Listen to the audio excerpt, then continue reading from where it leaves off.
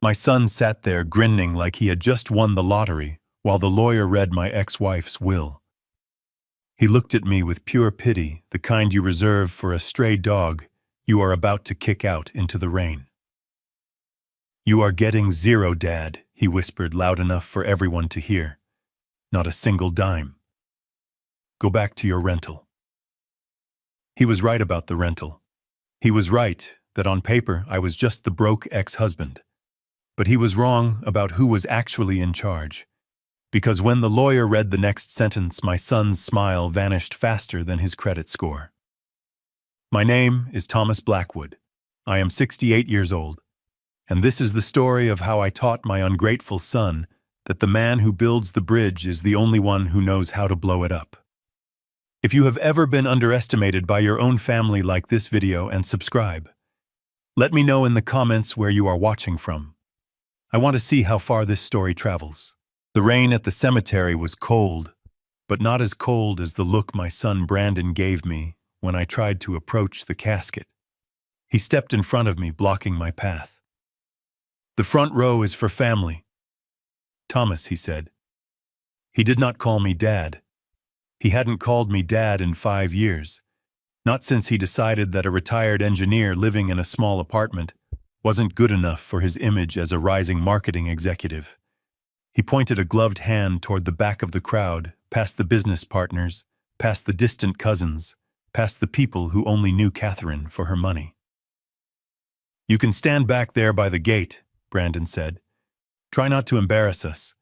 Tiffany is live streaming this for her followers." I looked at Tiffany, my daughter-in-law. She was standing by the grave holding a black lace umbrella in one hand and her phone in the other. She was posing. She was actually posing next to my ex-wife's open grave, checking her angles, making sure her waterproof mascara was perfectly tragic. I didn't argue. I didn't make a scene. I just nodded and walked to the back. I stood under an oak tree watching them bury the woman I had loved for 40 years. Catherine and I had divorced 10 years ago, but it wasn't because we stopped loving each other. It was business. It was a strategic move to protect her assets from a lawsuit that threatened to sink her empire. We stayed divorced on paper because it was safer. We lived apart because it kept up the appearance. But every Sunday she came to my small apartment for coffee. Every major decision she made, she ran by me first. Brandon didn't know that. He only saw the surface. He only saw a mother who was a real estate tycoon worth millions and a father who drove a 10-year-old truck. The service ended. As the crowd began to disperse, Tiffany walked over to me. Her heels sank into the wet grass. She didn't look sad. She looked impatient. She pulled a cream-colored envelope from her designer purse and shoved it into my chest. "This is for you, Tom," she said. I took it. It felt heavy. I thought maybe it was a letter from Catherine, a final goodbye she had entrusted to them. I opened it right there in the rain. It wasn't a letter. It was a legal notice. A notice to quit. An eviction notice. I read the words. "You are hereby required to vacate the premises located at 42 Oak Street within 72 hours. I looked up. Brandon was standing next to his wife, a smirk playing on his lips. "The apartment belongs to the estate now," Dad, Brandon said. "And as the sole heir, I have decided to liquidate the asset. You have 3 days. 3 days. I looked at the house keys in my pocket. Catherine had bought that small apartment building years ago under a shell company.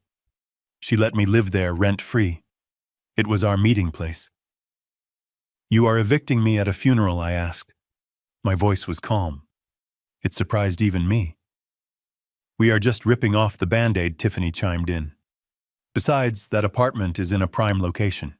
We can flip it for at least 500 grand. You understand business, don't you, Tom?" "Oh, wait. No, you don't. That is why you are the poor one." She laughed. A short, cruel sound. Brandon placed a hand on my shoulder. It wasn't affectionate. It was heavy. "Don't make this hard, Dad. Mom is gone." Her charity died with her. You have 3 days to get your junk out. If you are not gone by Friday, I will call the sheriff. And Dad, don't bother coming to the reading of the will tomorrow. It will just be embarrassing for you. He patted my shoulder twice, then turned around. Come on, babe, he said to Tiffany. We have a dinner reservation. I watched them walk away. They walked with the swagger of people who thought they owned the world. They got into Brandon's leased Porsche and drove off, splashing mud onto my shoes. I stood there alone in the cemetery. I looked at the eviction notice again. Then I looked at Catherine's headstone. I took my phone out of my pocket. It was an old model, cracked screen, exactly the kind of phone a poor old man would have. I dialed a number from memory. Mr. Prescott, I said. The voice on the other end was sharp and immediate. Thomas. I assume they made their move. They did, I replied. They served me an eviction notice at the graveside. There was a silence on the line. Then a low, cold chuckle. Classic Brandon Prescott said. Are we green for tomorrow? We are green, I said. Initiate phase 1. And Prescott, make sure the room is cold. I want them uncomfortable. I hung up. I walked out of the cemetery. I didn't go back to my apartment to pack.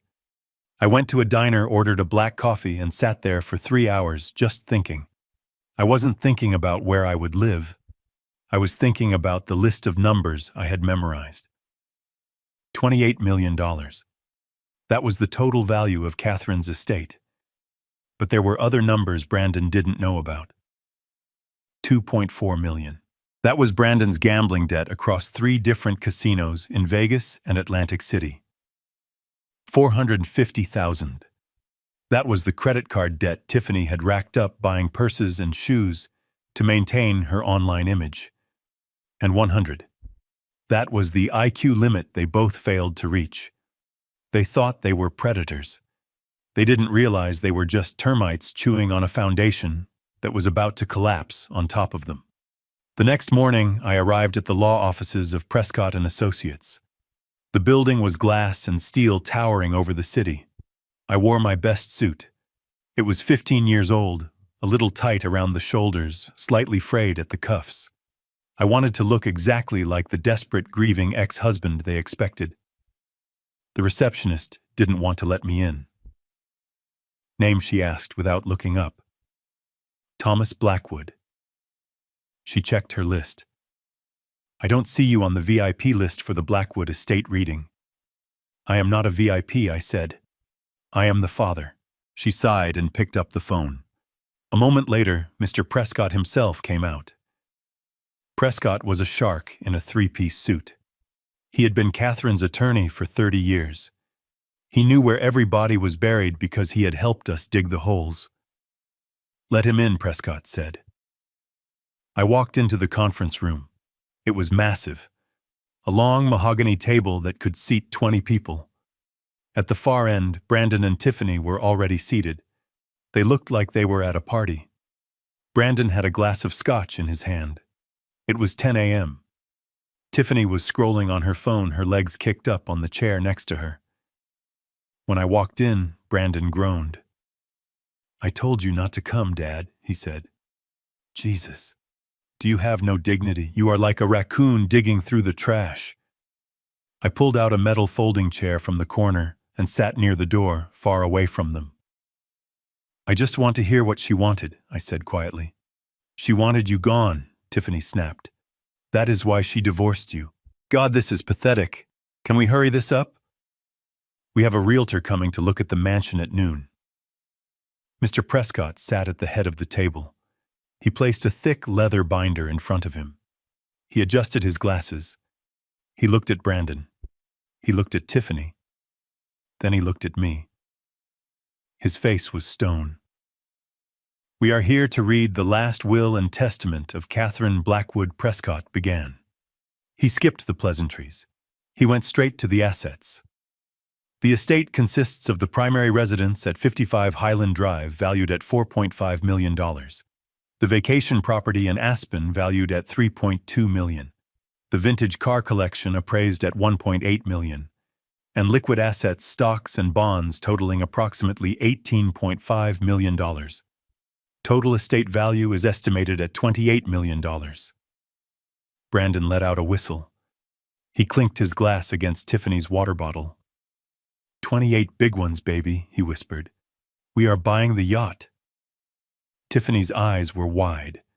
She was practically vibrating. I could see her mentally spending the money. She was probably already picking out the interior design for a private jet. Prescott cleared his throat. To my ex-husband, Thomas Blackwood, I leave nothing. Brandon slammed his hand on the table. Boom. Did you hear that, old man? Nothing, zero, it is in writing. Tiffany laughed. It was a high, shrill sound. You wasted the cab fare to get here, Tom. You should have listened. I sat still. I folded my hands in my lap.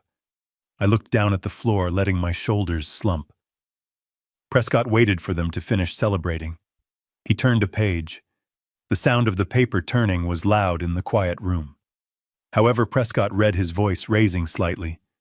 Brandon froze. The glass of scotch stopped halfway to his mouth. However, Brandon asked. However, Prescott continued. All assets, including all properties, vehicles, and cash accounts, shall be immediately transferred into the Catherine Blackwood Protective Trust. Trust. Brandon stood up. What trust? We didn't discuss a trust. I am the executor. I am the son. Sit down, Mr. Blackwood, Prescott said. His voice was like a whip. Brandon sat slowly. The trust, Prescott read, has been established to ensure the longevity of the estate. The beneficiary of the trust is Brandon Blackwood. Brandon relaxed. He slumped back in his chair. Okay. You scared me for a second. So it is in a trust. Whatever. Just sign the check over to me.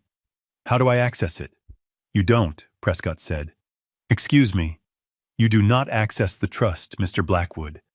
The trust is a discretionary entity. That means the assets are controlled by a trustee. The beneficiary, that is you, has no direct access to the capital. You cannot sell the properties. You cannot withdraw the cash. You cannot leverage the assets for loans. You receive what the trustee decides to give you. Brandon's face turned red. Who is the trustee? He demanded. Is it you, Prescott? Because if it is you, you are fired. I will hire my own lawyers. We will break this thing in a week. It is not me, Prescott said. Then who? Tiffany shrieked. Who controls our money? Prescott closed the binder. He took off his glasses. He pointed a finger toward the back of the room, toward the folding chair, toward me. The sole trustee, with absolute and final authority over every single penny, is Thomas Blackwood. The silence in the room was absolute. It felt like all the air had been sucked out. Brandon turned his head slowly.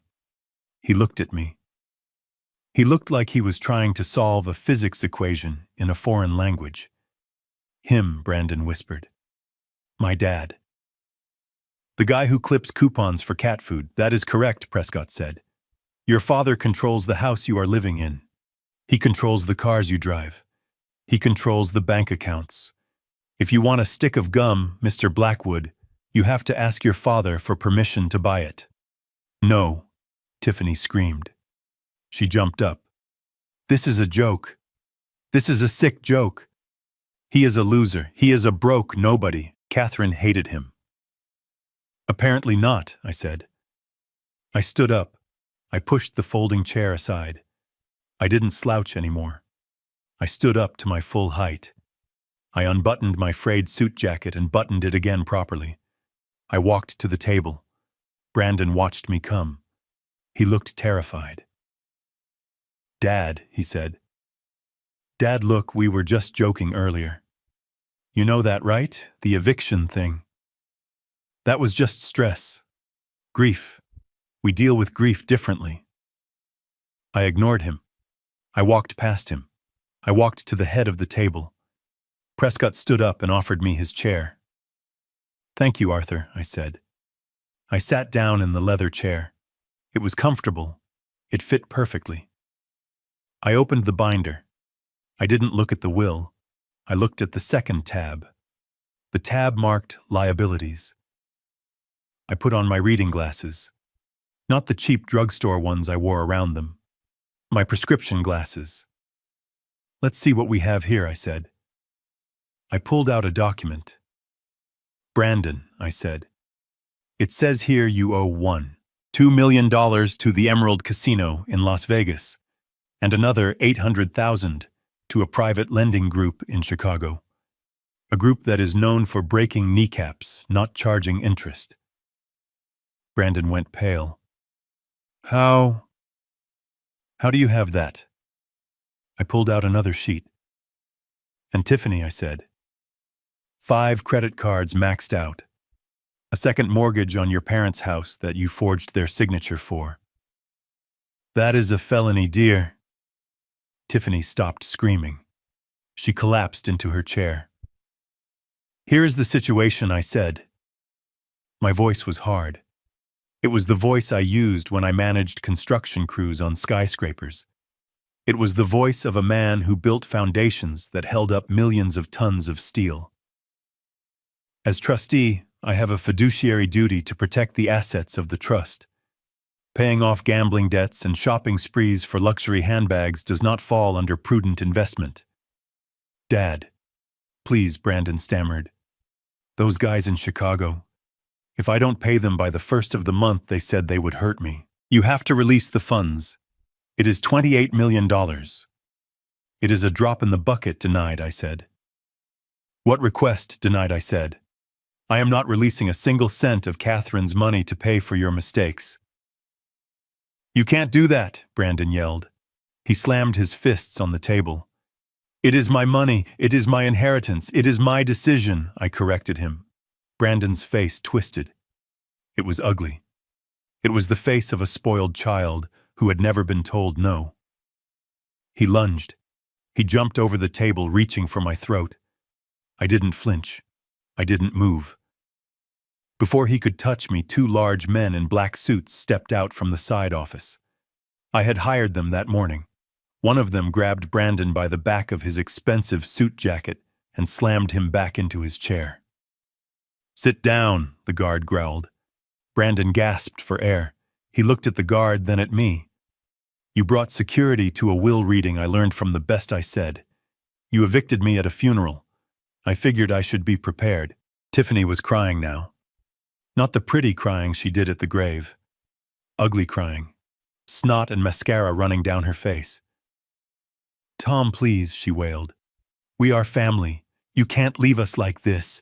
We will lose everything. They will take the cars. They will evict us from our condo." I leaned forward. "Speaking of evictions," I said. I pulled a piece of paper from my pocket. It was the eviction notice they had given me yesterday. "I have decided to accept your terms. I will vacate my apartment." "Good," Brandon said, rubbing his neck. "Good. At least you are being reasonable." However, I continued, "Since the mansion on Highland Drive is now trust property, and I am the trustee, I have decided to conduct a thorough audit of the premises." "What does that mean?" Tiffany asked. "It means," I said, "that I am changing the locks on the mansion today. You two have been living there for free for 6 months while Catherine was in the hospital. That ends now. You are kicking us out," Brandon screamed. "Where are we supposed to go?" I looked at the eviction notice again. "I hear there is a nice apartment available on Oak Street," I said. "It needs some work. It has a bit of a damp smell. But it is available in 3 days." I tossed the eviction notice back at him. "Rent is $2,000 a month, payable to the trust. Don't be late." Brandon stared at the paper. His hands were shaking. I stood up. "Meeting adjourned," I said. I walked out of the office. Prescott followed me. "That went well," Prescott said as we got into the elevator. "It is just the beginning," I said.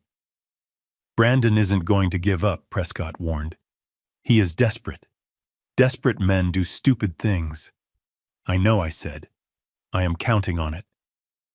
The elevator doors opened to the lobby. The sun was shining through the glass. Let's go to the bank, Arthur, I said. I want to see my accounts. And then I want to buy a very expensive bottle of whiskey. To celebrate, Prescott asked. No, I said. To pour on the ground for Catherine. She always hated the cheap stuff I drank. For the next 3 days, I watched my son unravel from a distance.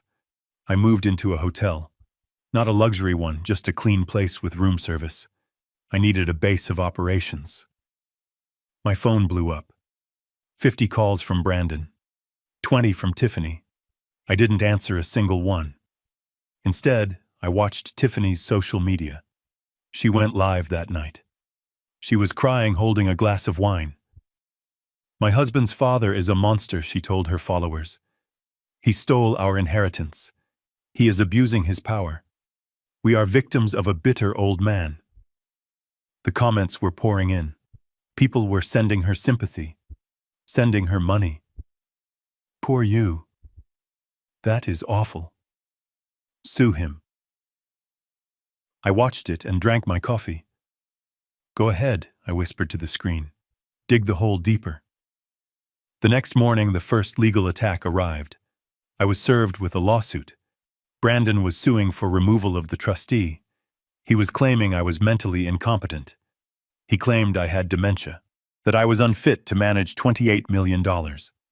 I called Prescott. He filed a 205 petition, Prescott said. He has an affidavit from a doctor claiming he examined you and found signs of cognitive decline. I haven't seen a doctor in 2 years, I said. I know, Prescott said. The doctor is Dr. Aris. He is a known hired gun for these types of cases. He will sign anything for $5,000. So what do we do, I asked. We fight it, Prescott said. But it will freeze the assets. The judge will put a temporary hold on the trust until the competency hearing. That could take months. Months, I repeated. Brandon didn't have months. The loan sharks in Chicago weren't going to wait for a court date. This was a stall tactic. He was trying to force a settlement. Tell the judge I will submit to an independent evaluation, I said. Immediately. Today. It doesn't work that fast, Tom. The courts are slow. Then we make them fast, I said. I hung up.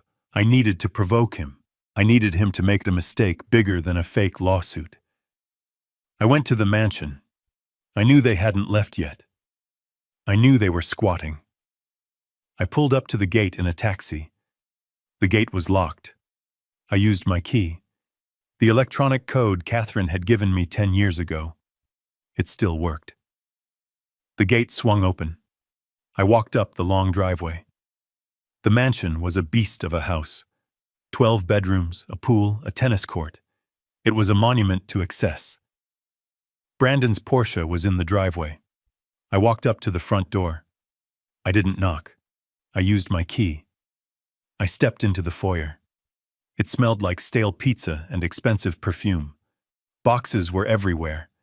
They weren't packing to leave. They were selling things. I saw stickers on the antique vases. Prices. $5,000. $10,000. They were running an estate sale. An illegal estate sale. I walked into the living room. There were strangers in the house. People walking around picking up Catherine's crystal figurines. Brandon was in the corner taking cash from a man in a trench coat. Sold, Brandon said. Give me the cash. What is going on here? I boomed. The room went silent. Brandon spun around. He looked like a deer caught in headlights. Dad, he said. What are you doing here? You can't be here. I have a restraining order pending. I looked at the man in the trench coat. He was holding a painting. A landscape Catherine had bought in Paris. Put that down, I told the man. That property belongs to the trust. Purchasing stolen goods is a crime.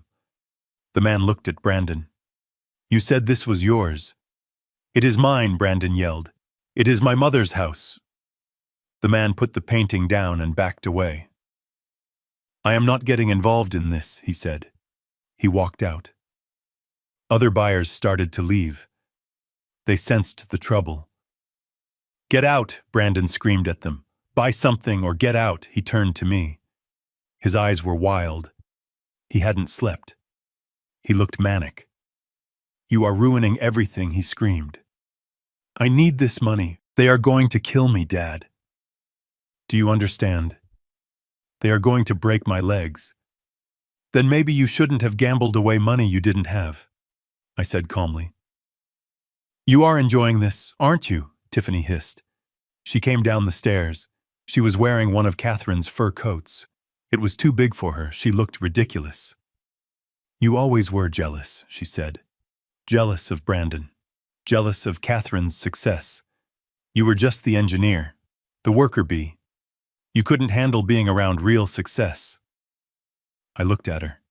Take off the coat, Tiffany, I said. Make me, she sneered. I didn't have to. Sirens wailed in the distance. I had called the police on the way over. Brandon ran to the window. Cops, you called the cops. You are selling assets that don't belong to you, I said. That is theft. Grand larceny given the value of that painting. Brandon panicked. He looked around the room. He grabbed a vase. A Ming vase. It was worth $20,000. I am going to smash it, he yelled. I will smash everything. If I can't have it, nobody can. He held the vase over his head. Go ahead, I said. Brandon paused. He expected me to beg. Break it, I said. It is insured.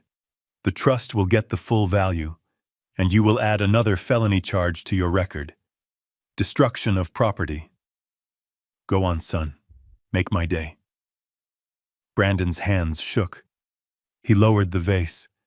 He started to cry. He sank to the floor, hugging the vase like a teddy bear. Why do you hate me? He sobbed. I don't hate you, Brandon, I said. I am trying to save you. Save me. You are destroying me. No, I said.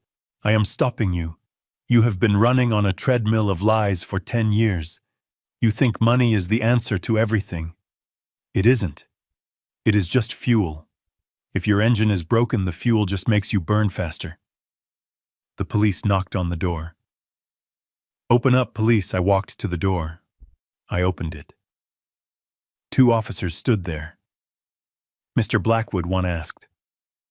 I am Thomas Blackwood, the trustee, I said. These 2 people are trespassing and attempting to sell stolen property. I would like them removed. The officers walked in. They saw Brandon on the floor. They saw the price tags on the furniture. Sir, ma'am, you need to come with us, the officer said. They didn't arrest them, not yet. It was a civil dispute at this point, but they were escorted out. I watched from the porch as they were put into the back of a squad car to be driven off the property. Tiffany was screaming at the officers, telling them she had 1 million followers. Brandon just looked at me through the glass. He looked small. I locked the front door. I was alone in the mansion. It was quiet. Too quiet. I walked through the empty halls. I remembered when this house was full of life. When Brandon was a boy running down these stairs. Where did I go wrong? I asked the empty air. I knew the answer. I had given him too much. Catherine and I, we felt guilty for working so hard, so we compensated with gifts, with money. We taught him that the world owed him a living. Now I had to teach him the hardest lesson of all. I went to the library. I sat at Catherine's desk. I opened the top drawer. There was a false bottom. I knew about it because I built the desk for her 20 years ago. I popped the latch. Inside there was a small notebook. Catherine's diary. And a letter. Addressed to me. Tom, the letter read, If you are reading this, I am gone. And if you are reading this, it means Brandon has done exactly what we feared he would do. I tried to help him, Tom. I paid his debts twice. I bailed him out. But he never learns. He only wants more. You were always the strong one, the disciplined one. I need you to be strong one last time. Don't give him the money, not until he is broken, not until he understands what it means to earn $1. Break him, Tom, so we can build him back up. Love, Cat. I wiped a tear from my eye. I wasn't the villain. I was the final gift Catherine had given our son. I was the rock bottom he needed to hit. But the war wasn't over. Brandon was cornered. And a cornered rat doesn't just hide, it bites. My phone rang. It was a blocked number. I answered. Mr. Blackwood, a voice said. It was deep, gravelly, speaking. We represent certain interested parties in Chicago. We understand you are controlling the purse strings for your son now. I gripped the phone. I am, I said. Good. Then you know he owes us $800,000. With interest, let's call it an even million. I don't owe you anything, I said. No, the voice said. You don't. But accidents happen. Old men fall downstairs. Houses catch fire. It would be a shame if something happened to the trustee before he could sign a check. Are you threatening me? I asked. I am explaining the economics of the situation, the voice said. You have 24 hours to transfer the funds, or we will come to collect. And we don't take IOUs. The line went dead. I sat there in the silent library. Brandon had brought the wolves to my door. I looked at the letter from Catherine. Be strong. I picked up the phone and dialed Prescott. We have a problem, I said. What is it? The Chicago debt just became my problem. They threatened me. Call the police, Prescott said. No, I said. Police can't stop these guys. They will just wait. Then what do? We pay them, I said. What you just said, I am not giving them Catherine's money, I said. I am going to buy the debt. I don't understand. I am going to use my own savings, I said. I have some money put away, not millions, but enough. I will buy the debt note from them at a discount. Cash.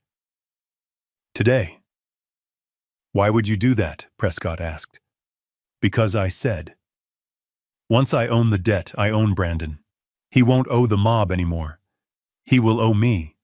And I am going to collect in a way the mob never could. How I am going to make him work it off, I said. Minimum wage. For the rest of his life, if necessary. I hung up. It was a risky move. It would drain my personal retirement. If I failed, I would be broke. But it was the only way. I wasn't just fighting for the money anymore. I was fighting for my son's soul. And the battle was just getting started.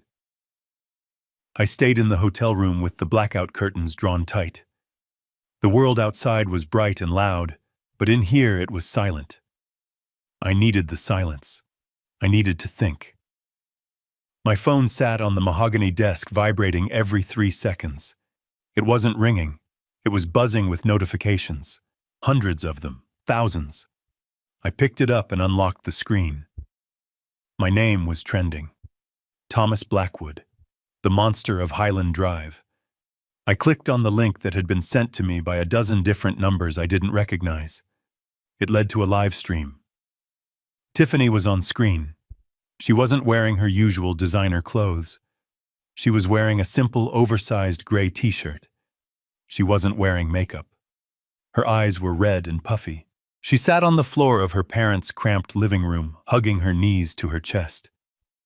She looked vulnerable. She looked broken. She was a professional. Guys, she whispered to the camera. I didn't want to do this. I wanted to handle this privately. But I am scared. I am so scared for my husband. The viewer count was climbing. 20,000 people watching. 30,000. She wiped a tear from her cheek. You know about the will, she continued. You know that Brandon's mom passed away. But you don't know the truth about his father. Thomas. She said my name like it was a curse word. He has always been abusive, she lied. Not physically, but up here. She tapped her temple. He controlled Catherine for years. He made her think she was going crazy. And now he is doing it to us. He kicked us out on the street. He laughed at us while we packed our bags. He is holding the inheritance hostage because he wants to see us suffer. He is a narcissist, a predator. I watched the comments scroll by on the side of the screen. They were moving so fast, they were a blur of hate. Find him. Expose him. Someone should teach this old man a lesson. I sipped my cold coffee. I didn't feel anger. I felt a cold, detached assessment. When I was a chief engineer, I built bridges that spanned miles of open water. I learned very quickly that you cannot control the wind. You cannot control the waves. You can only control the integrity of the steel. You build the foundation deep enough that the storm doesn't matter. Tiffany was the storm. She was a Category 5 hurricane of lies and manipulation. She was trying to erode my foundation. She didn't know I was built on bedrock. She held up a piece of paper to the camera. "Look at this," she sobbed. "This is a letter he sent us, threatening us." I squinted at the screen. It was a fake. I had never written a letter.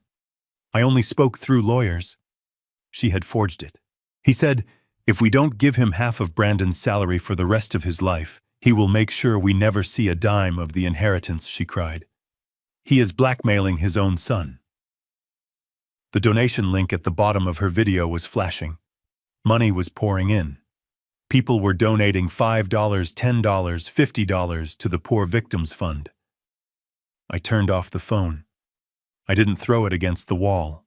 I didn't scream. I walked to the window and peeked through the gap in the curtains. There were reporters downstairs. I could see the news vans. They had found me. A hotel employee must have sold my location. I was trapped. I was isolated. I had no friends to call. My wife was dead. My son was my enemy. The world thought I was a monster. Most men would have cracked. Most men would have gone downstairs and tried to explain themselves. They would have shouted that it was a lie. But an engineer knows that when the pressure is high, you don't add more pressure. You redistribute the load. I went to the bathroom and shaved. I put on a fresh shirt. I tied my tie with steady hands. I ordered room service. A club sandwich and a pot of tea. When the waiter brought it, he wouldn't look me in the eye. He set the tray down hard on the table. He practically ran out of the room. He had seen the video. I ate the sandwich. I drank the tea. Then I opened my laptop and started a video call with Prescott. His face appeared on the screen. He looked sweaty. He was in his office, but I could see people running around in the background. Thomas Prescott said, "It is a disaster. The firm's phones are ringing off the hook. We are getting death threats. They are calling for my disbarment for representing you." "Calm down, Arthur," I said. "Calm down. Have you seen the internet? They are doxing you. They posted your old address. They are coming for you. We need to issue a statement. We need to settle. Give them something to make this stop." "No," I said. "Thomas, be reasonable. This is a PR nightmare. We are losing the court of public opinion." "I don't care about public opinion," I said. "I care about facts. They are destroying your reputation." "My reputation was built on 40 years of honest work," I said. "It won't be destroyed by a girl with a ring light and a fake crying act." "What do you want to do?" Prescott asked. He sounded desperate. "I want you to prepare a file," I said. "A file. I want the blueprints, Arthur." "What blueprints?" "The blueprints of their destruction." I leaned into the camera. "Tiffany made a mistake," I said. "She got greedy. She forged a letter. That is fraud. She is soliciting donations based on a lie. That is wire fraud. She is using a carriage service to transport goods bought with those donations. That makes it federal." "You want to press charges?" Prescott asked. Not yet, I said. That is too slow. I want to use the nuclear option. Prescott froze.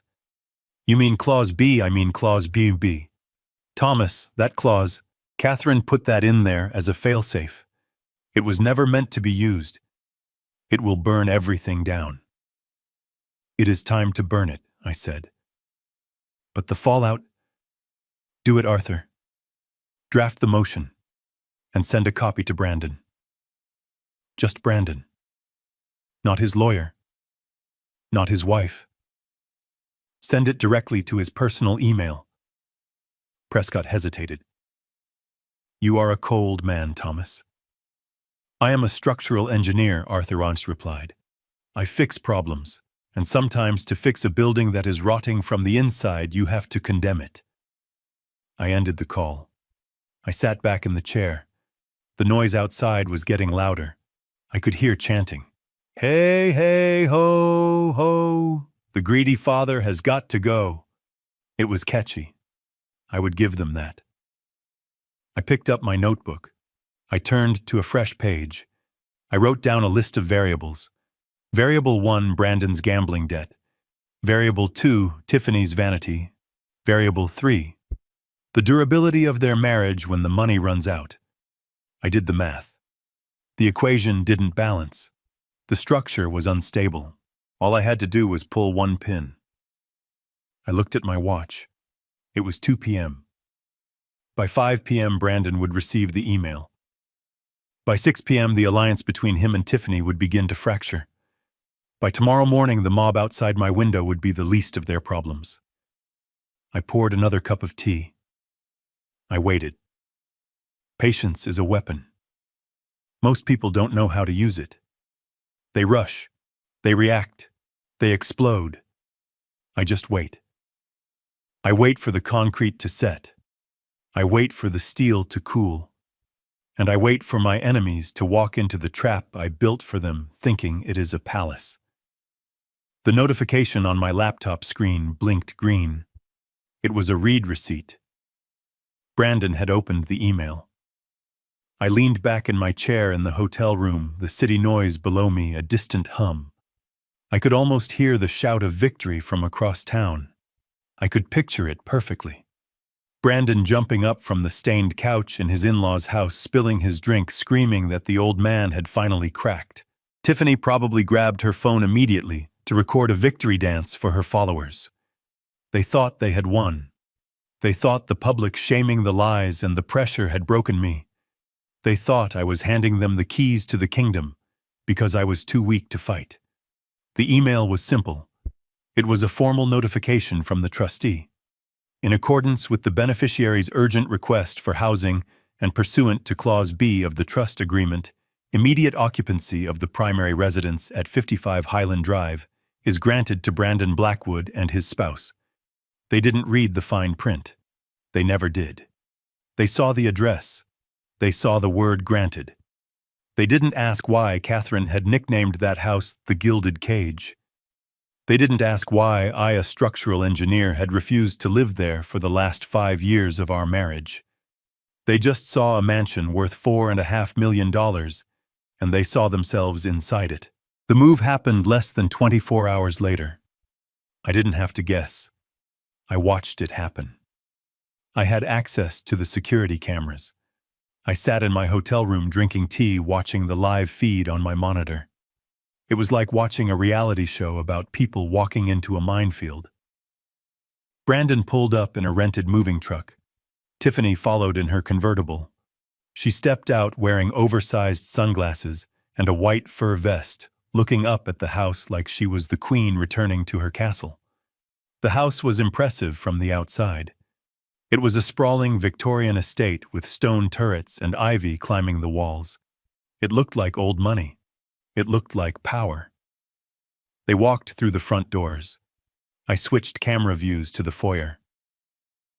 We did it! Tiffany screamed, her voice echoing in the empty hall. She spun around, filming herself. Look at this, guys. We are finally home. The haters tried to stop us, but love wins. Brandon was popping a bottle of champagne.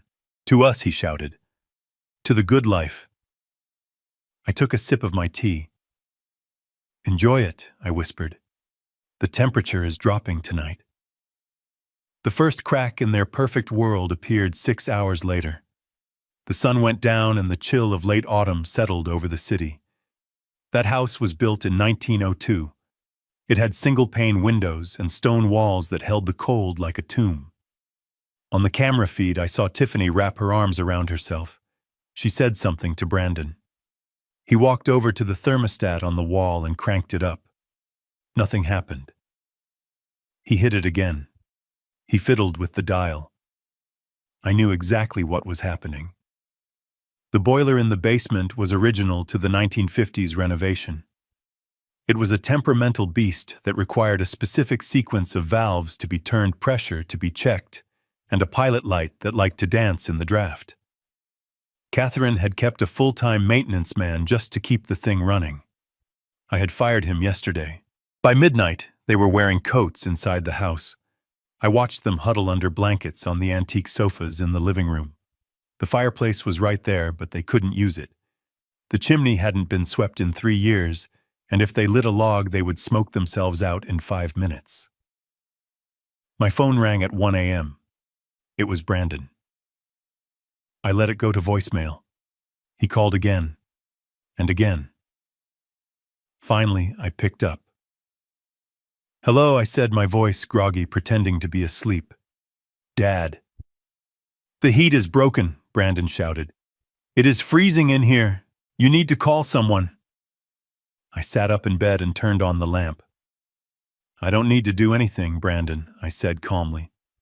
"Did you read the full text of Clause B? What I don't care about the text, I care that I can see my breath in the living room. Fix it.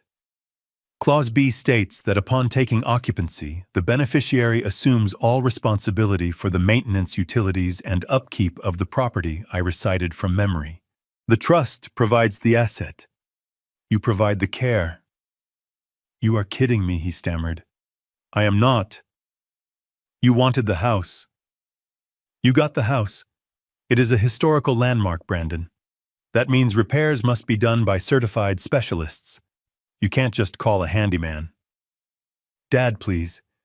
It is 40 degrees in here."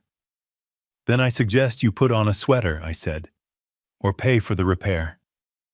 I believe the last quote for a full boiler replacement was $52,000. $52,000. Welcome to homeownership's son. I hung up and turned off the phone. The next morning, the reality of their victory began to set in. The daylight revealed what the night had hidden. The house wasn't just cold, it was decaying. Catherine had bought the place for the land value. She knew the structure was a money pit. She had planned to tear it down and build condos, but the Historical Society blocked her, so she let it sit. She did the bare minimum to keep it standing. I watched on the cameras as Tiffany tried to take a shower in the master bath. She turned the handle. Brown water sputtered out, coughing and spitting rust. The pipes were old iron. Without regular use, they corroded. She screamed. I saw her running out of the bathroom in a towel, her hair wet with rusty sludge. She was crying. Not the fake tears for the camera. Real tears of frustration. "This place is a dump," I heard her yell at Brandon. "You told me it was a mansion." "It is a mansion," Brandon yelled back. "It just needs a little work, a little work." "There is mold in the closet, Brandon. My shoes are going to get ruined." I ordered breakfast from room service and watched the show. It was better than anything on television. But the financial noose was the real trap. At noon, a courier arrived at the gate. He buzzed the intercom. Brandon went out to meet him. The courier handed him a thick envelope. It wasn't from me. It was from the county tax assessor. I had arranged for the mail to be forwarded to the residence now that it was occupied. Brandon opened the envelope standing in the driveway. I zoomed in with the camera. I saw his shoulders slump. Property taxes on a $4.5 million estate in this district were astronomical. And because the house was now occupied by a beneficiary and not being used for business purposes, the tax exemption status Catherine had used was void. He was holding a bill for $85,000, due in 30 days. He walked back into the house looking like he had been punched in the gut. He went into the kitchen where Tiffany was trying to boil water on the stove because the electric kettle wasn't working. "We have a problem," Brandon said, tossing the tax bill on the counter. Tiffany looked at it. Her eyes bugged out. "We don't have this kind of money, Brandon. We don't even have $5,000. "Then sell something," Brandon yelled. "Sell a painting. Sell the silver." "They can't," I whispered to the monitor. As if on cue, my lawyer Prescott sent an email to Brandon's phone. I had timed it perfectly. The email was a reminder of the inventory list. Every item in the house, from the paintings on the wall to the silver forks in the drawer, was cataloged property of the trust. Any removal or sale of these items would be considered theft and a violation of the trust agreement, resulting in immediate eviction and potential criminal charges. I saw Brandon check his phone. He read the email. He looked at the antique silver tea set on the counter. He picked up a heavy silver spoon and threw it across the room. It clattered against the stone floor. He was trapped. He was living in a museum he couldn't afford to visit, let alone live in. Later that afternoon, the real sharks started circling. I saw a black sedan pull up to the gate. 2 men in suits got out. They didn't look like lawyers. They looked like the kind of men who collected debts for the private lending group in Chicago. They buzzed the intercom. Brandon didn't answer. They buzzed again. Long, angry presses. I watched Brandon on the interior camera. He was hiding in the hallway, peeking out the window. He was terrified. He had told his creditors he was coming into money. He had told them he would have the $28 million. Now they knew he was in the house, but they probably also knew he didn't have the cash. The men stood there for 10 minutes. One of them took a picture of the gate. The other one made a phone call. They got back in the car and drove off slowly. They weren't leaving. They were just backing off to wait. Brandon collapsed onto the stairs. He put his head in his hands. Tiffany sat next to him. She wasn't comforting him. She was scrolling on her phone, probably deleting comments or blocking people who were asking why she hadn't posted a house tour yet. They were alone. They were cold. They were broke. And they were sitting inside a $4 million trap that was slowly suffocating them. I closed my laptop. I had to go to a meeting. I had an appointment with a very specific type of broker. Brandon was about to try something desperate. I knew my son. When he was cornered, he didn't get smarter. He got reckless. He was going to try to leverage the house. He was going to try to take out a loan against the property value, forging my signature, if he had to. I needed to be one step ahead. I needed to make sure that when he reached for a lifeline, he grabbed an anchor instead. I put on my coat. The hotel room was warm and quiet. I felt a moment of pity for them shivering in that drafty mausoleum. But then I remembered the eviction notice at the funeral. I remembered the live stream. I remembered the email calling me a narcissist. The pity evaporated. I checked my reflection in the mirror. I didn't look like a retired engineer anymore. I looked like a man who was done building bridges. I walked out the door. Phase 2 was complete. The house was crushing them. Now it was time for Phase 3, the financial collapse. I took the elevator down to the lobby. My phone buzzed in my pocket. It was a text from Brandon. "Dad, we need to talk. It is urgent." I didn't reply. Let him sweat, I thought. Let the cold seep in. Let him understand that the warmth he took for granted his entire life wasn't free. It was provided. And the provider had just walked off the job. I watched the surveillance feed from my hotel room. It was pitiful. Brandon was pacing the length of the freezing library wrapped in 3 layers of cashmere. He looked like a prince who had lost his kingdom and was trying to govern a pile of rubble. The house was cold. The water was brown. The silence was heavy. He picked up his phone. I knew who he was calling. I had access to his call logs through the family plan he had never bothered to separate from my account. He was dialing a number listed in his contacts simply as the guy. This was the mistake I had been waiting for. I listened to the call. "I need cash," Brandon whispered into the phone. "No, not for the big debt. I need walking around money. I need 50,000, just to keep the lights on, just to fix the heat." He paused. He listened. "I have collateral," Brandon lied. "I have the house. It is worth $4 million. I can sign a lien." He was offering property he did not own. He was committing fraud. Again. I hung up the monitor and picked up my own phone. I dialed the number for the private lending group in Chicago. The ones who had threatened me. The ones who held the $800,000 note on my son's gambling addiction. "Mr. Blackwood." The gravelly voice answered. "I am ready to deal," I said. I met them an hour later in the back of a steakhouse downtown. It was a cliché, but criminals love tradition. There were two of them. They wore expensive suits that didn't quite fit. They looked at me like I was a desperate father trying to save his boy. They were wrong. I was a businessman acquiring an asset. I placed a cashier's check on the table. It was for $600,000. "The debt is $800," the man said, "plus interest. That brings it to $1 million. "The debt is bad," I said calmly. "You know it. I know it. Brandon doesn't have the money. The trust is locked tight. If you kill him, you get $0. If you sue him, you get in line behind 50 other creditors." I pushed the check forward. $600,000. Cash. Today. Take it and transfer the note to my holding company or walk away with nothing. The man looked at the check. He looked at his partner. Greed warred with pride. Greed won. Greed always wins. He took the check. He signed the transfer paper I had prepared. "Pleasure doing business with you, Mr. Blackwood." He sneered. "Your son is a loser.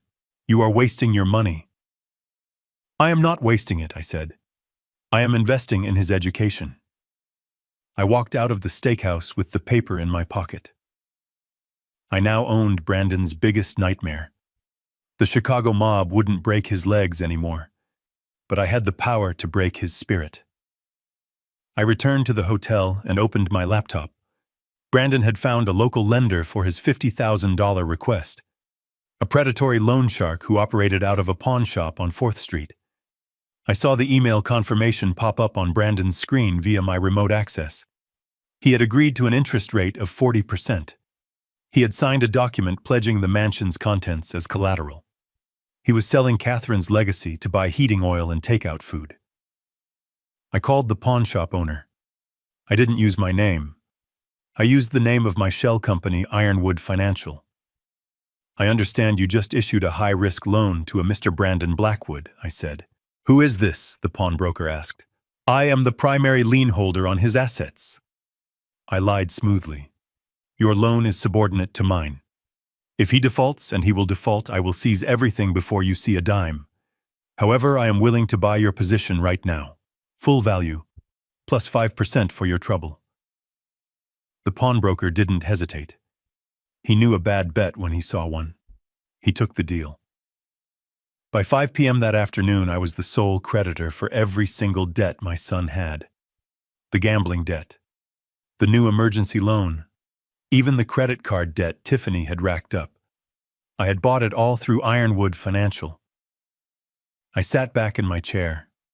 I felt a strange mixture of power and sadness. I owned my son. He didn't know it yet. He thought he had pulled a fast one. I switched the camera view back to the mansion. The mood had changed. The heat was on.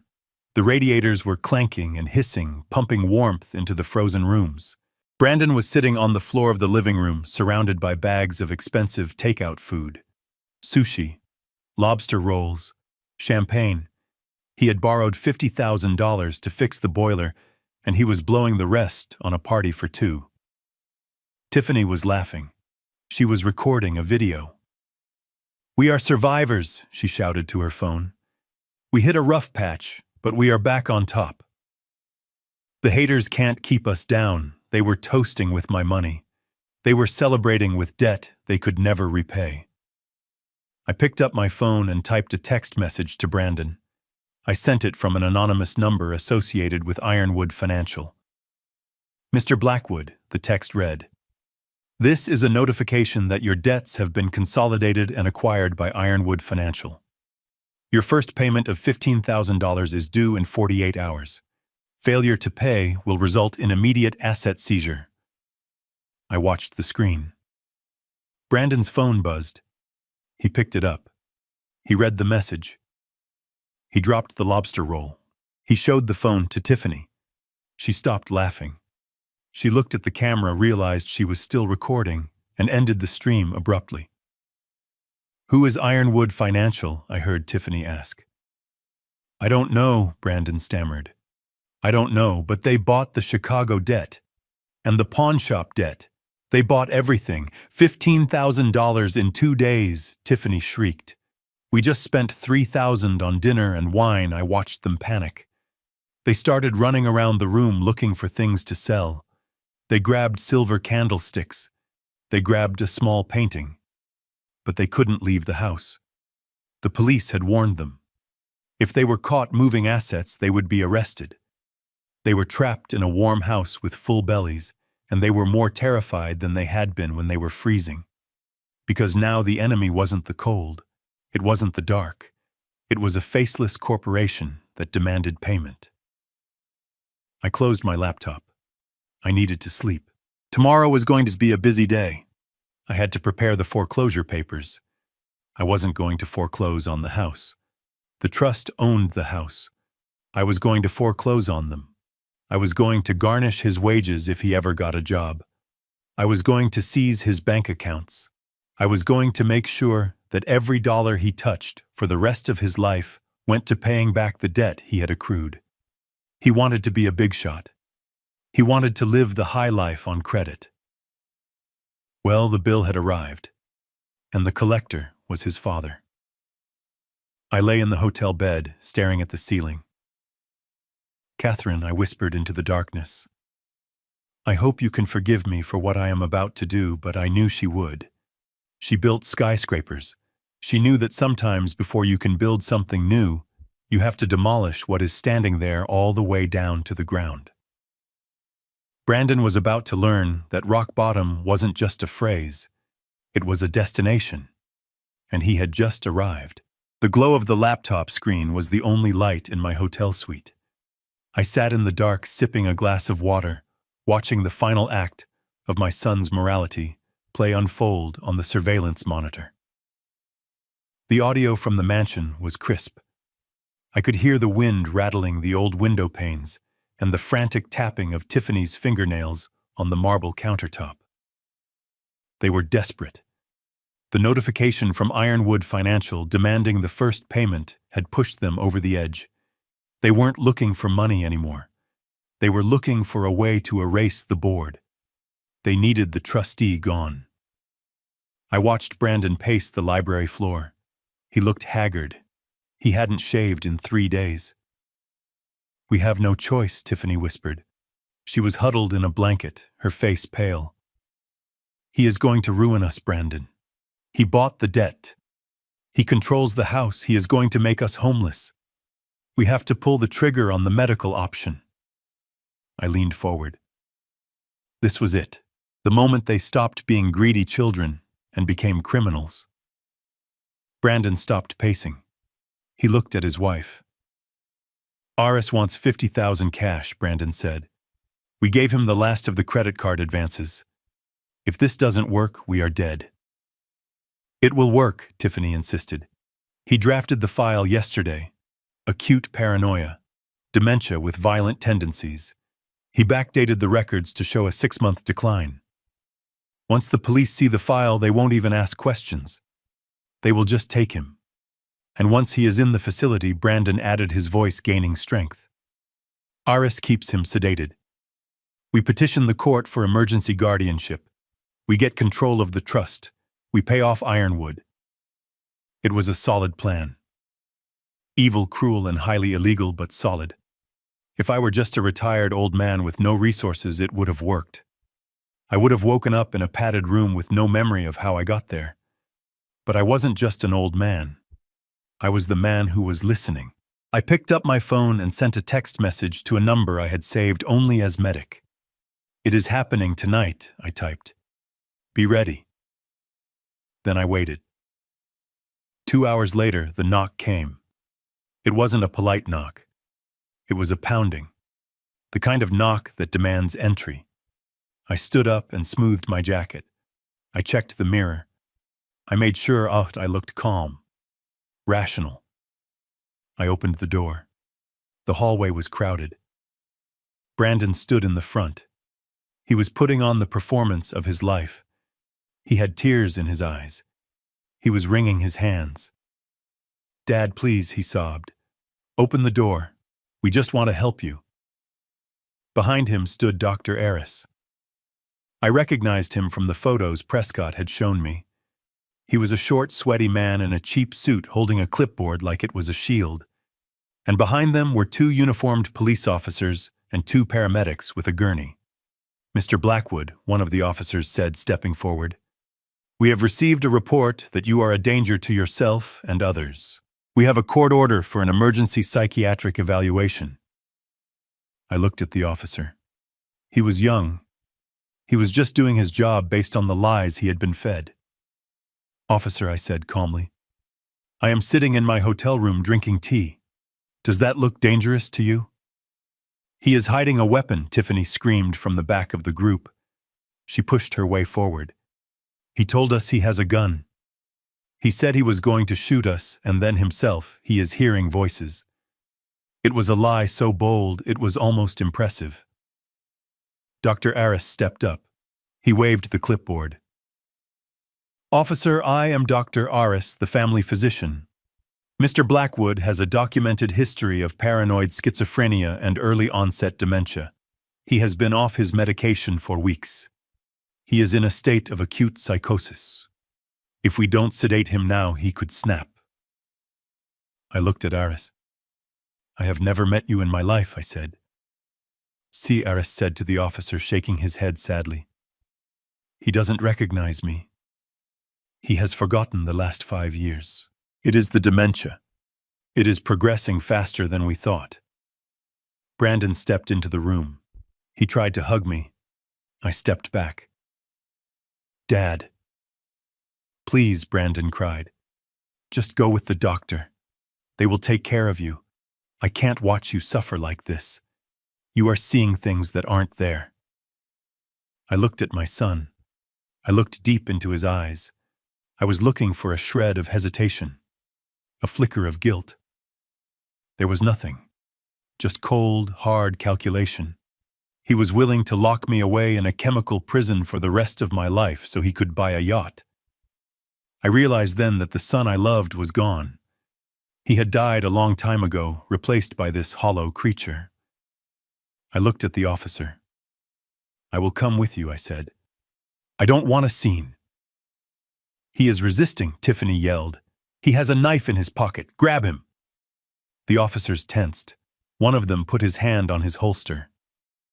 "Ma'am, step back," the officer ordered. I slowly raised my hands. "I am unarmed," I said. "You can search me." The officer patted me down.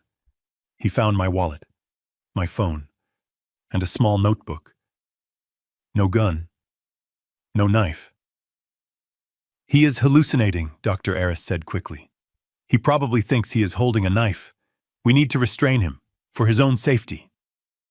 The officer looked doubtful, but he had a doctor's order. He nodded to the paramedics. "Restrain him," the officer said. The paramedics moved in. One of them was tall, broad-shouldered, with a mask covering half his face. He grabbed my arm. His grip was firm but not painful. I looked at his name tag. It said Davis. This was my man. Davis pushed me down onto the gurney. He clicked the leather straps around my wrists. He did it with a practiced efficiency. I am sorry, Mr. Blackwood Davis said, his voice muffled by the mask. This is for the best. He clicked the straps around my ankles. Brandon let out a sigh of relief that sounded like a tire deflating. He wiped his fake tears. Thank you, officer, Brandon said. Thank you. You saved him. I lay on the gurney, staring up at the ceiling. You have made a mistake, Brandon, I said quietly. He leaned over me. His face was inches from mine. He smelled of fear and mints. Don't worry, Dad, he whispered so only I could hear. You won't remember any of this in the morning. The drugs Aris is going to give you, they are very strong. Goodbye, Dad. He stood up and nodded to the paramedics. Take him away. They wheeled me out. We went down the service elevator. The lobby was full of people watching the spectacle. The crazy millionaire being hauled off to the loony bin. They loaded me into the back of the ambulance. Dr. Aris climbed in the front. Davis and the other medic climbed in the back with me. The doors slammed shut. The siren wailed. The vehicle lurched forward. We drove for 2 blocks. Then the siren turned off. Davis stood up. He pulled down the window shade so no one could see inside. He pulled off his mask. He smiled. That was a close one, boss, Davis said. He reached into his pocket and pulled out a key. He unlocked the cuffs on my wrists, then my ankles. I sat up and rubbed my wrists. Did you get it? I asked. Davis pointed to the small camera pinned to his uniform shirt. Audio and video high definition, Davis said. I got Aris claiming he treated you for 5 years. I got Tiffany lying about the gun. And I got your son whispering that he was going to wipe your memory. It is all in the cloud, Mr. Blackwood. I looked at the front of the ambulance where Dr. Aris was sitting with the driver. Does the driver know? I asked. The driver is my cousin, Davis said. And Aris thinks we are taking you to his private clinic in the county. He is counting his $50,000 right now. Where are we really going? I asked. We are going to the safe house, Davis said. Prescott is waiting there. He has a notary and a judge on standby.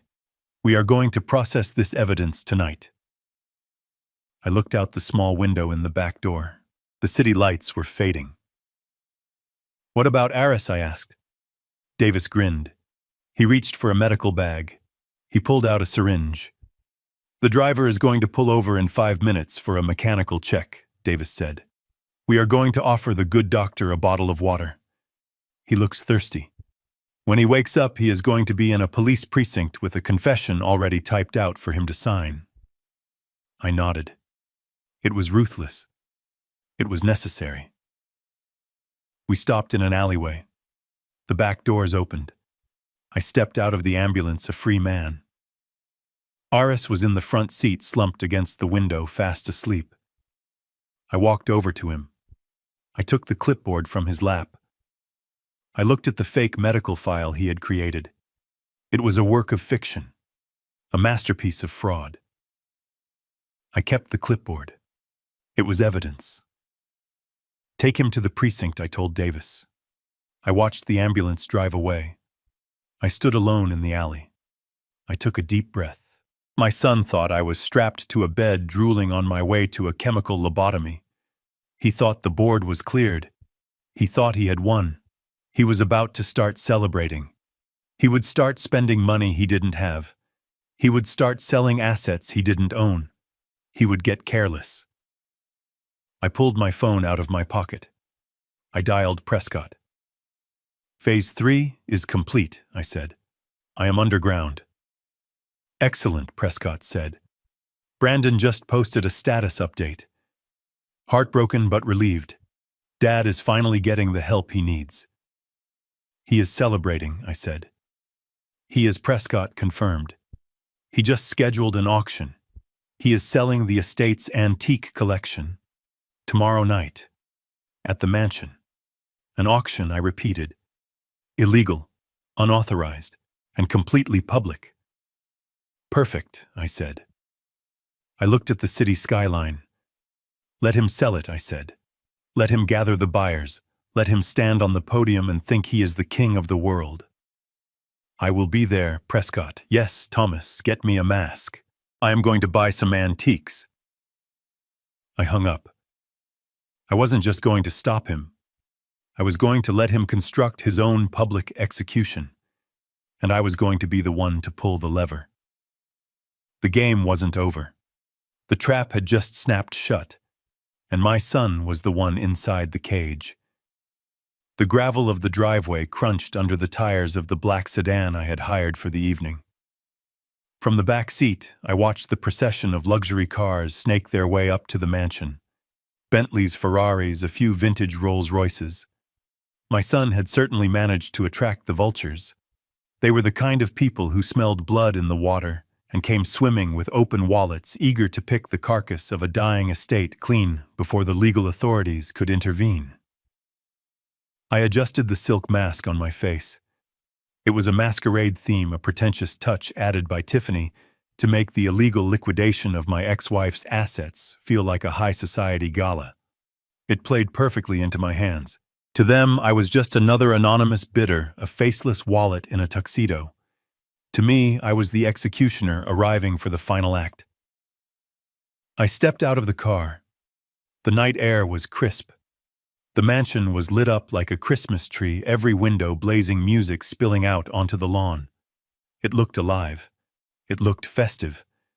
But I knew the foundation was rotting. I walked up the steps, flashing a digital invitation on my phone that Prescott had fabricated for me. The security guard, a private contractor who didn't know my face, waved me through.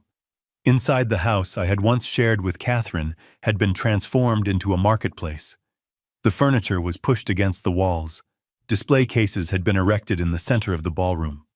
Waiters circulated with trays of champagne, stepping over the ghosts of my memories. I saw Brandon immediately. He stood on a raised platform at the far end of the room, holding a microphone. He looked manic. His eyes were bright, too bright, and his movements were jerky. He was wearing a tuxedo that I recognized. It was mine, a custom piece I had left in the closet 5 years ago. It was tight across his chest, straining at the buttons. He was literally trying to fill his father's shoes and failing. Tiffany was working the crowd, her laugh shrill and artificial. She was draped in Catherine's jewelry, a diamond choker, sapphire earrings, items that were specifically listed in the trust as non-liquid assets meant for preservation. She was wearing evidence. I took a glass of water from a passing tray and moved to the edge of the room, blending into the shadows. I needed to wait. I needed him to commit the crime fully. Intent wasn't enough. I needed the transaction. Ladies and gentlemen, Brandon's voice boomed over the speakers. Welcome to the estate sale of the century. Tonight we are offering items that have never before been seen by the public. Treasures collected over a lifetime of empire building. And remember, tonight is cash and carry. No paper trails, just pure acquisition. A ripple of excited laughter went through the crowd. They knew it was illicit. That was part of the allure. They were buying stolen goods, and they didn't care. The auction began. It was a frenzy. A set of Ming vases went for $40,000. A Persian rug hand-woven in the 19th century went for $60,000. Brandon was practically vibrating. He was doing the math in his head, calculating how many debts he could pay off, how much he could keep. He thought he was free. He thought his father was strapped to a bed in a padded room, drooling on a pillow, while he sold off the family legacy. I waited until the centerpiece was unveiled. 2 men struggled to bring a large covered canvas onto the stage. Brandon ripped off the velvet cloth with a flourish. The crowd gasped. It was The Solitude, a painting Catherine had bought in Vienna 30 years ago. It wasn't just art. It was a piece of history, and more importantly, it was the single item Catherine had explicitly designated in her will to be donated to the National Gallery. It was classified as a protected cultural asset. Selling it to a private buyer wasn't just theft. It was a federal crime involving the trafficking of protected cultural property. Bidding starts at $500,000. Brandon announced, his voice trembling with greed. 500, a voice shouted from the front. 600, another yelled. I stepped forward. I raised my hand. 1 million, I said. The room went silent. Heads turned. The number hung in the air, heavy and undeniable. Brandon squinted into the lights, trying to see who had spoken. $1 million, Brandon repeated, his voice cracking. Do I hear 1.1? No one spoke. $1 million was a steep price for a stolen painting, even for this crowd. Going once, Brandon said, sweating now. Going twice. Sold to the gentleman in the black mask for $1 million. The gavel came down. The crack echoed like a gunshot. The crime was complete. He had accepted the bid. He had agreed to the sale. I walked toward the stage. The crowd parted for me. I moved with the steady, heavy gait of a man who knows exactly where he is going. Sir, please come up to settle the payment, Brandon said, grinning. He extended a hand. He was shaking. He was envisioning his freedom. I climbed the steps. I stood toe to toe with my son. I will settle the payment, Brandon, I said. He froze. The smile died on his lips. His eyes went wide. He knew that voice. It was the voice that had told him bedtime stories. The voice that had taught him to ride a bike. The voice he had tried to silence with a fake medical diagnosis. Dad, he whispered. I reached up and untied the silk mask. I let it fall to the floor. A collective gasp went through the room. Some of the guests recognized me. The whispers started immediately. Isn't he supposed to be in a home? I thought he was crazy. I am not crazy, Brandon, I said, my voice amplified by the microphone he was still holding. But I am very, very disappointed. You were taken away.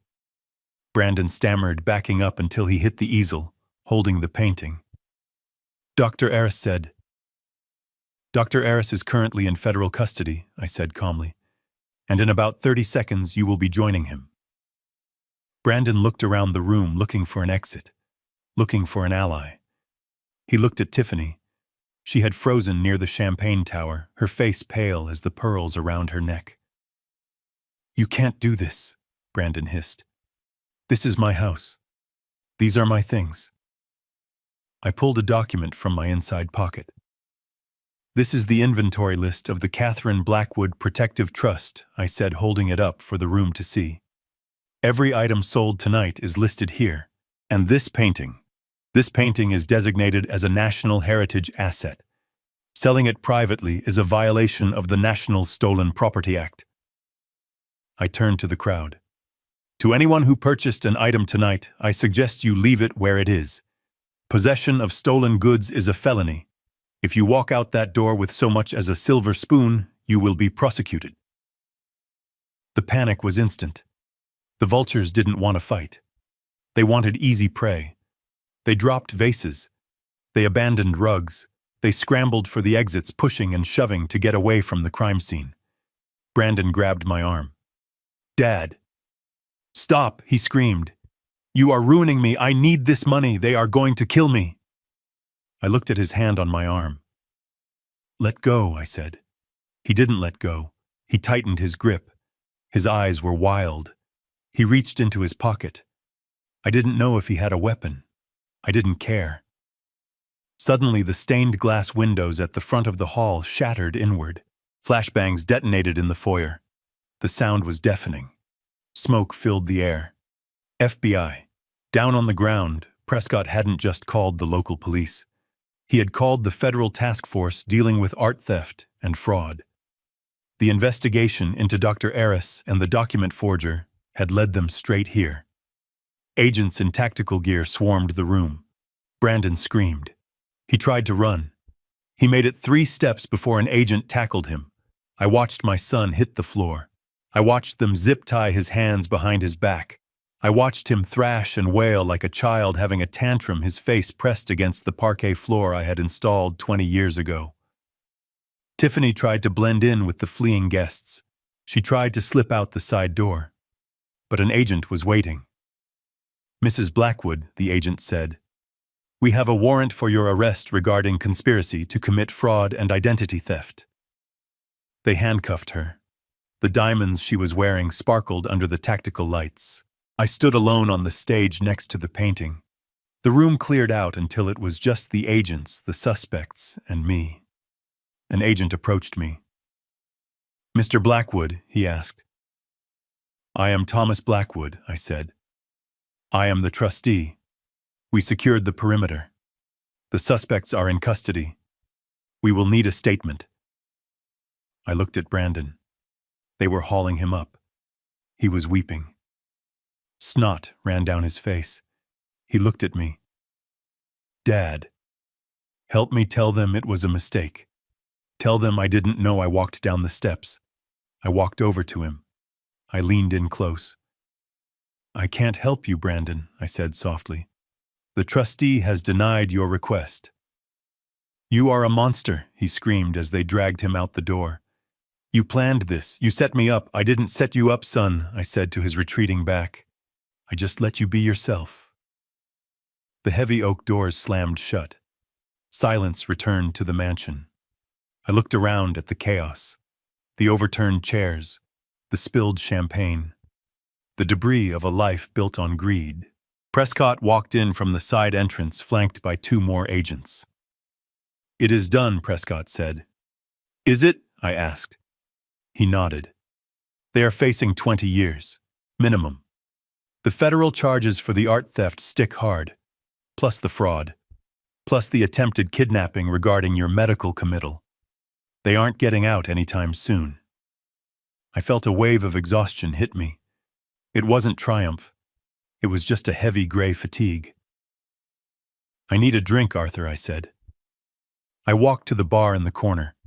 I found the bottle of whiskey Brandon had been drinking. It was an 18-year-old single malt. I poured 2 glasses. I handed one to Prescott. "To Catherine," I said. Prescott clinked his glass against mine. "To Catherine, sir." I drank. The burn felt good. It felt real. But as the warmth spread through my chest, my phone buzzed. It was a text message. From Tiffany. She must have managed to send it right before they took her phone. I looked at the screen. "You think you won," she wrote, "but you don't know everything. Check the safe in the master bedroom. Brandon didn't just sell the art. He sold the one thing you actually care about." I stared at the words. The safe. Catherine kept her personal journals in there. The letters we wrote to each other when we were young. The things that had no monetary value but were worth more to me than the entire estate. I ran up the stairs. I didn't feel like an old man anymore. I felt a cold panic. I burst into the master bedroom. The safe was open. It was empty. They had sold my memories. I collapsed onto the bed. I had won the war. I had destroyed my enemies.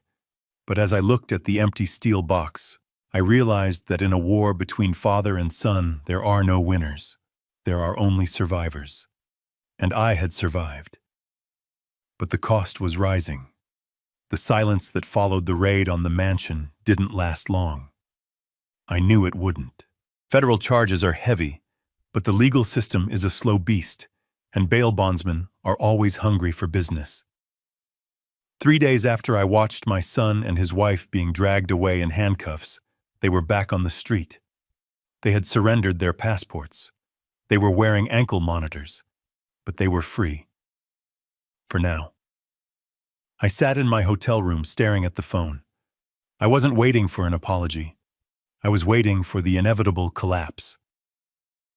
Pressure does strange things to structures that aren't built to code. It finds the cracks. It widens them. And the marriage between Brandon and Tiffany was nothing but hairline fractures held together by greed and hairspray. My phone rang on Tuesday evening. It wasn't Brandon. It was Tiffany. I answered on the first ring. I didn't say hello, I just listened. "Tom," she whispered, Her voice was shaking. It lacked the theatrical performance quality she usually projected for her followers. This sounded like raw, unfiltered fear. "Tom, I need to see you. Alone. Please, don't tell Brandon." I looked at the recording device I had already set up next to the phone. "Why would I meet with you, Tiffany?" I asked. "You just tried to sell my family heritage to the highest bidder." "Because I can give you Brandon," she said. The words hung in the air. Cold, sharp, precise. I named a place. A small diner on the edge of town, far away from the country clubs and the prying eyes of her social circle. A place where truck drivers ate meatloaf at the counter, and nobody cared who you were or what you were wearing. I arrived 10 minutes early. I sat in a booth near the back. I ordered a black coffee. Tiffany walked in wearing a hoodie and jeans. She looked small. She looked ordinary. The diamonds were gone, seized as evidence. The arrogance had evaporated, leaving behind a terrified woman who realized she was about to go to prison for a very long time. She slid into the booth opposite me. She didn't order anything. She just wrapped her hands around a glass of water, as if it were a lifeline. "He is crazy, Tom," she started, her eyes darting around the room. "Brandon is out of his mind. He is blaming me for everything. He told his lawyer that I masterminded the auction. He is trying to set me up." I took a sip of coffee. I didn't say anything. I let the silence stretch. In my years negotiating contracts with steel unions, I learned that if you stay quiet long enough, the other person will fill the void with the truth. "I didn't know about the forgery," she said, the words tumbling out now. "I didn't know he signed your name on the loan documents. I thought he had permission. I thought he was handling the trust legitimately. I was just a wife supporting her husband." It was a lie. I knew it was a lie. I had the recordings of her planning the mental capacity hearing. I knew she was the architect of half their schemes. But I nodded slowly. "Go on," I said. "I can testify," she whispered, leaning across the greasy table. "I can tell the feds everything. I know where he hid the cash from the first few sales. I know about the offshore accounts he tried to open. I can give them a roadmap to bury him." "And what do you want in return, Tiffany?" I asked. "I want out," she said. "I want you to talk to the prosecutor.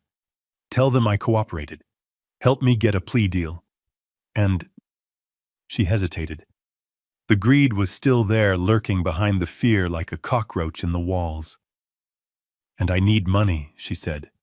"Just enough to start over. 50,000. That is nothing to you now. You have millions. Give me 50,000 and I will hand you your son on a silver platter." I looked at her. I looked at this woman who had sworn to love and cherish my son. This woman who had lived in my house, eaten at my table, and called me dad when she wanted a new car. She was selling her husband for the price of a mid-range sedan. "You are offering to destroy Brandon to save yourself," I clarified. "You are offering to send the man you married to federal prison so you can avoid consequences." "He is going to prison anyway," she snapped, her voice rising. "Why should I go down with him? He is a loser, Tom. You know he is. He never earned a dime in his life. He gambled away our future. He dragged me into this mess. I am a victim here." I reached into my pocket. I pulled out my phone. I placed it on the table, screen down. "Is that your final offer?" I asked. "You trade Brandon for 50,000 and a good word with the DA." "Yes," she said. "Yes. Just give me the money." I picked up my phone. I stopped the recording app. "I didn't bring any money, Tiffany," I said. Her face fell. "What you said?" I didn't say anything, I corrected her. I just listened. And I think I have heard enough. I stood up. I threw a $5 bill on the table for the coffee. "You are a witness, Tom," she hissed, grabbing my sleeve. "You heard me? We had a deal." "We didn't have a deal," I said, pulling my arm away. "We had a conversation. And now I am going to share that conversation with the only other person who needs to hear it. I walked out of the diner. The night air felt clean compared to the atmosphere inside that booth. I sat in my car. I opened the audio file. I edited it quickly, cutting out the dead air, leaving only her voice, her betrayal, her price tag. I saved the file. I opened my messages. I found Brandon's contact. He was currently staying at a cheap motel near the airport, forbidden from returning to the mansion by the court order. He was probably sitting there right now, terrified, waiting for his wife to come back with a solution. I attached the file. I typed a short message. She values you at $50,000, son. I thought you should know. I hit send. I watched the progress bar. Sending, sent, delivered. I started the engine. I didn't drive away immediately. I waited. 5 minutes later, my phone rang. It was Tiffany. I declined the call. Then a text came in from Brandon. It was just a string of incoherent curses. Then a second text. She is dead to me. I put the phone down. The alliance was broken. The two people who had conspired to destroy my life were now at war with each other. They wouldn't be plotting against me anymore. They would be too busy trying to rip each other's throats out. I drove back to the hotel. I felt a heavy stone in my gut. It wasn't guilt. It was the finality of it. I had just severed the last tie between them. I had ensured that when they went to trial, they would have separate defense attorneys. They would have conflicting stories. They would destroy each other's credibility on the stand. It was the most effective legal strategy money could buy, and it only cost me a cup of coffee. But as I drove through the city streets, I couldn't help but remember the day they got married. I remembered the way Brandon looked at her when she walked down the aisle. He had looked so happy, so sure. He didn't know he was marrying a mercenary, and I didn't know I was raising a fool. I parked the car. I walked up to my room. There was one more thing I had to do. I called Prescott. Arthur, I said. I just sent you an audio file. I received it, Prescott said. It is brutal, Thomas. It is necessary, I said. Send it to the district attorney. Tell them Ms. Dawson approached me to solicit a bribe in exchange for testimony. It goes to her character. It kills any plea deal she might try to cut later. You are making sure she goes to prison too, Prescott said. She was the one who suggested the mental facility, Arthur, I reminded him. She was the one who wanted to lock me away. I am just returning the favor. Understood, Prescott said. I will file it in the morning. I hung up. I poured a glass of water. My hands were steady. The house of cards had fallen. Now I just had to sweep up the debris. But I knew my son. I knew Brandon. He was weak, yes, but he was also volatile. He had just lost his fortune. He had lost his freedom. And now he had lost his wife's loyalty. He had nothing left to lose. And a man with nothing left to lose is the most dangerous thing in the world. I went to the door of my hotel room. I checked the deadbolt. I engaged the safety latch. I pushed a heavy chair in front of the door. It was an old instinct, a survival habit. I had a feeling I was going to need it. Brandon wasn't going to go quietly. He was going to explode. And I was ground zero. I sat in the leather chair of Arthur Prescott's office on the 42nd floor. The city looked small from up here. It looked manageable. I wished my life felt the same. Prescott was pacing. He held a tablet in his hand. His face was pale. Thomas, have you seen the news? He asked. I shook my head. I didn't want to see the news. I wanted to sign the final affidavits and go to sleep for a week. Brandon went back to the motel, Prescott said. He put Tiffany in the hospital. I froze. My hand hovered over the pen. Is she alive? I asked.